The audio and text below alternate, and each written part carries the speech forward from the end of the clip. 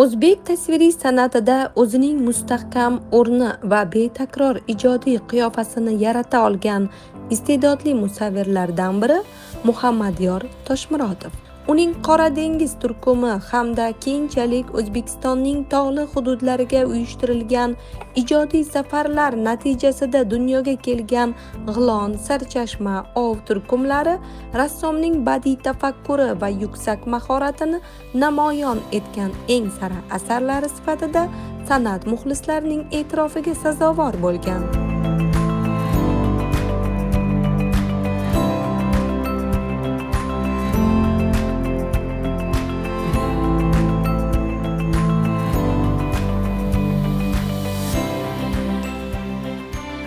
Rassom ustaxonasi loyihasining navbatdagi qahramoni O'zbekistonning taniqli rang tasvirchi rassomi, pedagog, san'at arbobi, u milliy tasviriy san'atining va yosh rassomlarning tarbiyasiga katta hissa qo'shgan ijodkorlardan biri Muhammadiyor Toshmurodov bo'ladilar.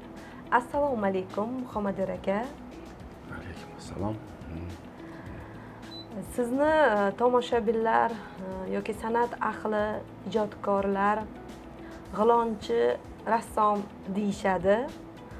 Bu haqida o'zingizni fikringiz qanday? Birinchi marta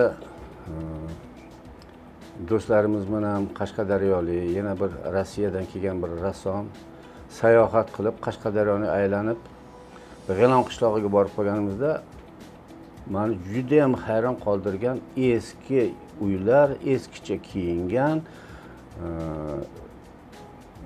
uylari, yashash sharoiti, dehqonchiligi, ho'kiz bilan yer haydashlari juda ham hayron qoldirgan. Bu hamma narsadan qoloq qolib ketgan deb bo'lmaydi. Nimaki ularning madaniyati juda ham kuchli, mehr oqibatli.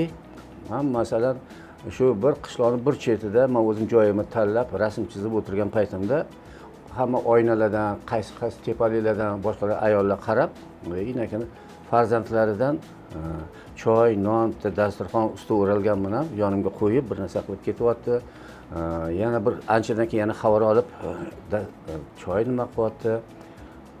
Keyin bizda o'ta gostinitsa yo'q, bir choyxonasi bor. U yerda hech kim choy ichmaydi. U musofirxona deyishar ekan. Geologorazvedkani odamlari toqqa chiqib ketadi, tushadi. Kelayotganda qorong'iga qolib ketsa, boshqa qilsa o'sha choyxona degan joyi musofirxona. Oshnonini berib, joyini berib, yaxshi kutib olib, yana kuzatib borar ekan. Shunaqa joyda yashadim. O'ttiga rassom bir yigit ham bor ekan, uyimizga keling dedi, yo'q. Hech kim menga xalaqit qilmayman. Shunchalik har kuni ertalab u yoqqa o'tganda nima hamma kelib qo'l bilan so'rashib, qo'li ko'ksida, hamma meni tanimaydi, boshqa qilmaydi. Begona odam kelibdi qishlog'imizga, rassom ekan, xabarlashib boshqa qilib, har kuni kechqurun choyxonaga har xil taomlarni olib chiqadi, mehmon bo'ling.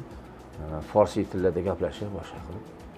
Meni qiziqishimni bilib, bugun dalaga tog'li qishloqli joylarda omoch bilan yer haydar ekan, traktor bo'lmaydi, boshqasi bo'lmas ekan. Men aytdim, shu joyni ko'rdim. Katta ho'kizlar bilan tog'i qiyin qiyshiq joylarda ho'kizlar bilan yer haydayotgani, keyin o'tda nima deydi, hunarmandlari ham bor ekan. Ularning kartoshkasi dunyoga tanilgan shunaqa bir G'ilonni kartoshkasi bor. Yana bitta qiziq joyini aytayki, oddiy, juda ham sodda, lekin madaniyati juda kuchli. Biz birinchi boshida vertolyotda borib joylashdik, boshqa qildik. Tushganimizdan keyin men yelkamga olgan sumkani daraxtga ilib qo'ydimda, qolganlarini rasamatini qilyapmiz. Eshakda kelib yuklarimizni tashyapti. Shu yerda meni esimdan chiqib qolgan bo'lgan yelkaga olgan sumkam bor-ku, 15 kungacha o'sha yerda turibdi. Nimaga qidirib topa olmadim, vertolyotda qolib ketgan bo'lsa kerak.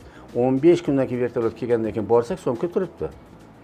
Shu narsani menga aytsanglar bo'lmasmi desam, yo'q, yerda yotgan bo'lsa biz egasini topamiz, olib boramiz. Daraxtga ilgan bo'lsa, o'zi egasi olib ketadi, buni tegmaymiz dedi. Bu qoyil. Qarang, yerga qo'yilgan bo'lsa, yerdagisini egasini topamiz dedi. Daraxtga ilingan bo'lsa, o'zlari olib ketish kerak dedi. Muhammadiyor aka, o'zi kimdan taklif chiqqan G'ilonga borish? biz o'zi yosh nima deydi hamma narsaga qiziqqan, o'zimiz cho'qqa o'qiveradigan nimamiz edi. Lekin men hamma poyezdkalarga boraverardim. Lekin Qashqadaryodagi bizni do'stlarimiz o'zlari aytib qoldi. Bir Rossiyadan mehmon kelyapti, bir tog'larni ko'rsatamiz dedi. U ham rassom dedi. Shu bilan Shahsabzli oshna-og'aynilar nima qilishdi? Bo'lmasam dedi, Toshkentdan bo'lsa Iskandar Vohidovni oldik. Sasha Aleksandr Vladimirovich Lini oldik. Boshqa o'zimizdan o'zimiz ko'payib qoldik. Shu bilan borsak, mana shunaqa qishloq judayam hayron qoladigan darajadagi oqsoqollari hammasi 100 dan oshgan. Hassalarini ko'rib hayron qoldim. Mana o'sha hassada esga olib kelib qo'ydim. Hassani bu qariligiga emas, ular turpog'i qumli turpoq ekan, boy kartoshkalar zo'r bo'ladigan. Pastga tushayotganda senchib tushadi, tepaga chiqayotganda boy hassani shunga foydalanishga uchlardi. Bir g'alati temiri ham bor. Juda o'zlarining masjidi bor. Vaqtda namoz o'qib, boshqa qilib. Meni yana bitta hayron qoldiradigan joyichi, kelib shu masjidning tagidan buloq chiqib, butun qishloqni suv bilan ichadigan suv bilan ta'minlagan. Endi tog'li joylarda qanaqa ariq bilan olib borib bo'lsa bo'lmaydi-ku. Uni terayi yog'ochni tarnov qilib o'yib, ariq qilib butun qishloqni mana shu aylanib chiqilgan. Ustidagi suvdanchi uncha-muncha tegishmas ekanda, ulangan joyda oqadigan joylarga paqirini qo'yib o'sha yerdan ichishyapti. Tepasidan olishmas ekanki, pokiza suvlar oqib boshqa odamlarga yetib borsin. Uyini oldida ulangan joydan tushadigan joyga hovuz qilib qo'ygan, idishini qo'yib qo'y. Men keyin eshaklarda boyga kartoshka kovlayotganlar bor-ku, o'sha yoqqa olib ustiga ortadi. Butun qop narsalarni eshagi o'zi uyiga keladi. O'rtaga bolalar tushirib oladi, yana eshak o'zi ketib boradi. Eshak bunaqasini hech qayerda ko'rmaganman.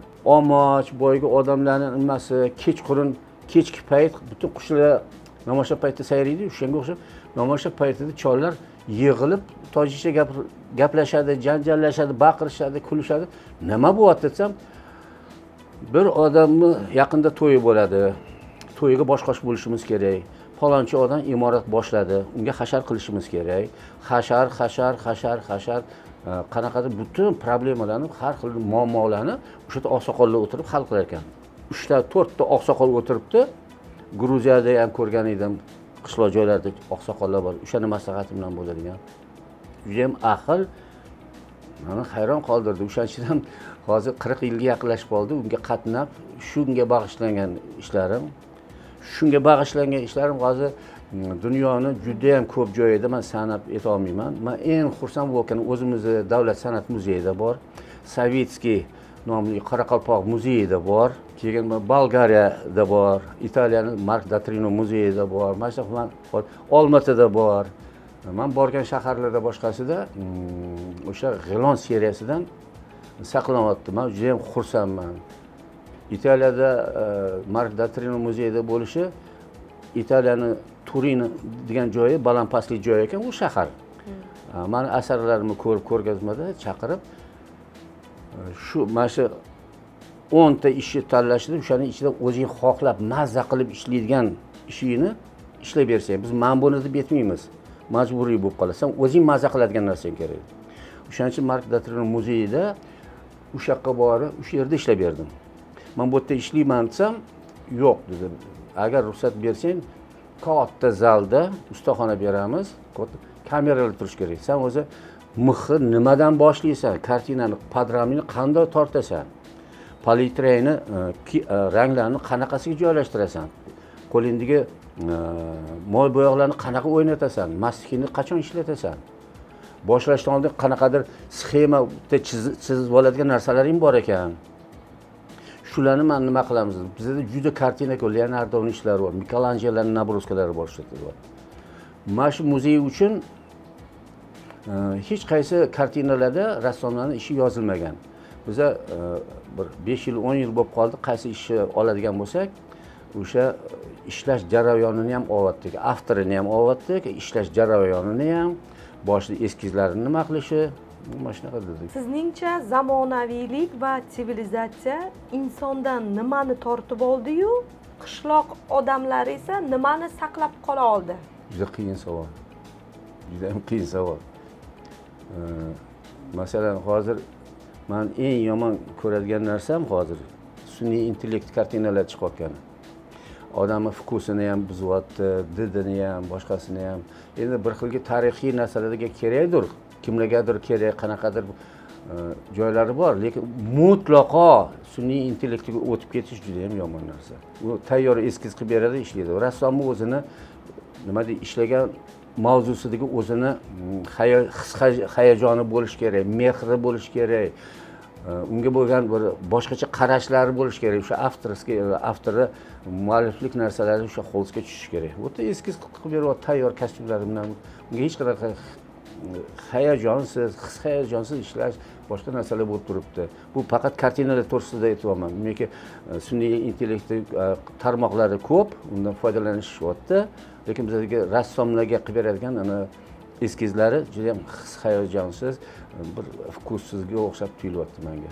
Oldingi paytida qiyinchilikni ko'rgan, urushdan keyingi yillar, nonni qadri, do'stlarning qadri, odam qarindosh urug'larning mehri juda ham nima edi. Hozir qishloqlarda shu urf-odatlar saqlanib qolgan deb o'ylaysizmi? Juda ham kam joyda. Ko'pchilik o'zini amakisi bilan ham janjallashgan, qo'shni bilan boyga mehri oqibat oldinlari bitta joyda nonni ko'rsak, shuni olib balandroq joyga qo'yamiz yoki hasharotlar, qushlar yeydigan joyga qo'yib qo'yamiz. Mana shunaqa narsalar odamlarning o'rtasida ham yaxshi ham uzoq qishloqlarda. Mana G'ilonga necha yil bo'ldi oxirgi marta borganingizga? Borganimga 3,5-4 yil bo'ldi, lekin G'ilon mutlaqo boshqacha bo'lib ketdi. Turizm. Bu yerda ham bugungi kunda sivilizatsiya aks etganmi? O'sha sivilizatsiyachi u yerda majburlashyaptiki, tandirni oldingi paytida reshotkasi tegadigan bunday joyi bo'ladi-yu, reshotkasiga tabiiy yog'ochlardan qoqib qo'ygan bir tabiiy narsa bor edi. Hozir randalangan rekadan qoqib chiqasan deyapti. Keyin oldingi tandirlarda bitta kichkinagina ho'kizni so'yishsa, terisini oladida yumshoq paytida. Tandirini orqa tomondan, yong'oq tomonidan, shamol tegadigan tomondan yopib, quchoqlatib qo'yadi. U teri birpas qotadi-yu, uni odam ko'chira olmaydi ham. U yaxshi narsa-ku. Hozir turizm payti yo'q, u terilarni olib tashlagan, oqlab qo'ygan bu tandirlarni. Lekin mana bu bittasi o'zini lozimida yursa, lozimi boshqachasini kiygan, turistlar ko'rish kerak, boshqa turistga turizm nima pul deb boshqa deb turizmni oqimi boyagi narsa qishloq o'zgarib ketdi. Oldingi holati saqlanib qolmadimi? Odamlarning o'zini yo'q. Mana yaqinda ham mana bitta Ilhom Jabborov do'stimiz ham borib kelgandan keyin mutlaqo sen ishlayotgan kartinadan bu yerda hech qanaqa narsa qolmabdi-ku. Urf-odatlaricha saqlanib qolganmi? Endi nima deydi? Ipodrom olib borishibdi, ipodrom qilib qo'yishdi o'tga. Ipodrom bir-birini aldagan, boshqa qilgan, boshqa. Men ko'rgan G'ilondagi narsada vertolyotda borardi-da, har xil narsani guruch, un, har xil kiyimlar, tuflilar olib borardi, barter qilishardi. Kartoshka bilan bunga. Mana shunaqa bo'ladi. Hozir yo'q, unaqa narsa. Unaqa narsalar yo'q. Sabrning rangi siz uchun qanday? Qiziq savollar. Ijod paytidachi rang bir xil boshqalarni men bilmadim-ku, har bitta rangi o'zini nima deydi? Yonidagi rang bilan uyg'unlashish kerak. Begona bo'lib qolish kerak emas. Uning uchun juda oddiy narsani mana shu orqamizda turgan aniq osmonning o'zini men boshqacha eskizda qayta nima qilgan paytimda, lekin boshqatdan qaytara olmadim eskizdagi narsani. Qarasam, men o'tga bitta rang qo'shgan ekanman, shundan keyin shu tushdi. Lekin prosta kraskalangan osmon emas, qanaqa sirli ton bo'lish kerak. U osmonning rangini topsangiz, uni quyosh tushayotgan joyi jaranglash kerak. O'shancha qanchalik orqadagi fon topilgan bo'lsa, o'sha boyagi binoni ustiga tushayotgan quyoshni jaranglash uchun orqasidagi rangi, sovuqligi, issiqligi juda ham rol o'ynaydi. Juda rang qo'yish, rangi o'zicha mashq qilib, ko'p yil davomida o'zi shakllanib keladigan narsa bu. Sizning eng sevimli rangingiz? Xo'p, bir xil mayli qizil, sariq, qora, ultramarin deymiz, boshqa ko'k deymiz, boshqa yo'q. Lekin mani bitta rangim bor, aytib qo'ya qoling. Men rangli asarlar ko'p yarataman. Lekin yana bitta menda seriya cerebristi degan narsa borda. Ozgina topmasangiz u gryaz bo'ladi. Agar shuni nima qilsa, bilyapsizmi, bu seriya cerebristi.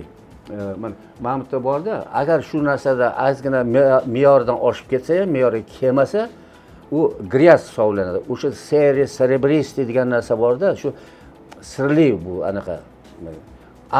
Avtor qiladigani ham shu. Bo'lmasa mana yoshroq rassomlarda balkim hali o'sha shakllanib kelmagandir, tajriba hali yo'qdir, boshqadir.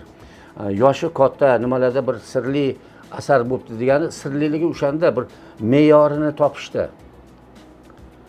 Bo'lmasa menda rangli, mana Surxondaryoga bag'ishlangan qancha ishlarim bor. Keyin boshqa asarlarimda qora, oq, oxra. San'at insonni o'zgartiradimi yoki faqat insonning ichki dunyosini ochib beradimi? Bu yaxshi asar bo'lsa, nima deydi, bu tasviriy san'atda, teatr, lekin men bu kitobni sevadigan odamlar shu nima deydi, badiiy asardan tarbiya oladi. Ikkilanib yurgan bir xil joylarda bir yaxshilikka tortib ketadigan tomonlari bor. Bitta ishi ikkilanib yurib, shu narsani qilaymi, qilmaymi, tegi bari yomoni turgan paytda men bu badiiy asar o'qisa, badiiy asar kartinalar ham ko'rsa ham, badiiy yoki bo'lsa teatr asarlaridan ko'rsa, bu tarbiyaviy ahamiyati ham bor, odamning vkusini ham o'zgartiradi, didini ham tarbiyalaydigan narsa bu. Har bir asaringizda o'zingizning qaysidir qismingizni qoldirdim deb o'ylaysizmi? Ko'p yillik tajribada mavzulardan tashqari ham nima deydi? Boyga yuragi o'zini his hayajoni yoki bo'lsa o'sha go'zallikni sezishi, yana asar yaratayotgan paytidagi nima deydi? Muallif pochirki bo'lib qoladi shunaqa. Muallifi fikrlashi, mavzulari, yoki o'tdagi holatlar, yoki bitta avtori nimasiga o'sha egasiga tegishli bo'lib qoladi. Bu palonchining asari.